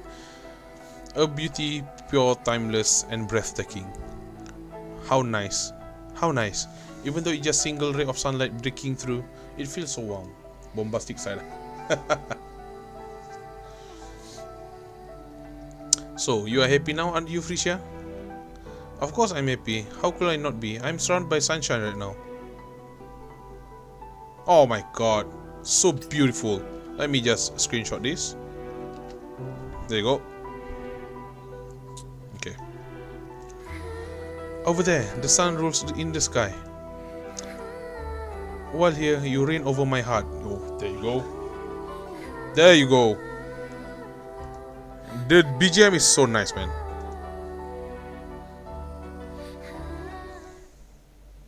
Oh, that's it? You reign over my heart? Okay, that's cool. Right. Okay. Oh, that's nice. Actually managed to finish this, even though it takes like 2 hours. You know what? That's fine. It's all worth it at the end of the day. I need to do this. So beautiful. Yeah, so beautiful. That's true. That's true. It's so beautiful. Okay, before we end the stream, I just want to pull for a weapon. I want to pull for leaf weapon. It's currently on banner. I'm pulling on 100% banner. No 50-50 shit. So let's go do this. Alright, nothing. It's fine. Alright, anyways, I would have just save for I'm thinning. Either way, I'm just thinning the, what do you call it? I'm just thinning the fuck, what is it called? The PT. Yeah, there you go. The PT. Damn it. Why is it so difficult to say?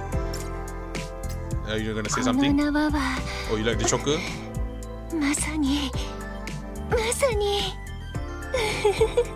Oh, you like that very much, do you? Request? I have request? Nahi. Well, welcome. You accepted. Can I change? There are no zipper on your back. Oh, that's the zipper. That's the zipper you mean? Wait, I need to read that. No, I'm gonna change you to Fisher. There you go. No! God damn it. I'm sorry, Maria. Confirm. 加速機能付きの新装備を入手したし、分析員を独り占めできるに間違いなし。You should look at Mavuika outfit first. Mavuika? That's Genshin. I don't have Genshin, man. I don't have Genshin. Right. I don't need that. Cool. Oh god, 5k left. Do I have enough to pull for Boo Boo? Wait, where's the echo? So I have 10 here. ここにあるのはきっと役に立つはずだよ。よく I 選 can んで。 buy more. Okay. Buy more of this then. Okay, this is the monthly stuff. Right. So I have 15 over there. And the next patch will give me 10 tickets and stuff. The zipper is nothing. Ah, I see. I'll look at it on my own time. So yeah. Right, let me mute this. And let's change. Right. Anyways, thank you for watching. To be honest, I think this is like the first part of the event, of the the whole arc of the story. I think after this we're going to save Boo Boo. We're going to enter Boo Boo's coma and save her from the internal stuff, something like that, because that's how what do you call it, the trailer shows. So there will be a part 2 of the arc, I think. So yeah, and then we still haven't met Rozan, because we know Rozan is involved with all of this. If you don't know, Rozan is that one hot lady that actually managed to SA us, sexually assaulted us. To be honest, yeah, but yeah. Right. So that's all for Snowbreak. Story itself, actually it's kind of drag on, to be honest, but I don't really mind that much, because at the end of the days it still felt like out of place in some certain aspect, but still I have a lot of fun doing the voice and all, also because the beautiful girl is all there. And so tomorrow I'll be doing Aether Gazer chapter 7, and on Tuesday I'll be finishing Honkai Impact event story, and perhaps on Wednesday I will take a day off finally after almost like a week and a half streaming. And if I come back on Thursday, I will be continuing either Heaven Burns Red or Girls Frontline. Let's see which one I feel like I want to do. But yeah. And on Friday, probably Snowbreak event story, the next one. I just really want to. So the reason I play this Snowbreak event like very late, because when it first comes out, people actually don't like it and stuff like that. People hated it, and the dev actually take the story down, and they give us a lot of digicash, which is the premium currency. And then 2 weeks before the patch end, they released the new story, and the new character is Bubu. Before that, the new character is not Bubu. It's a lowly character with a funny. But people hate that character.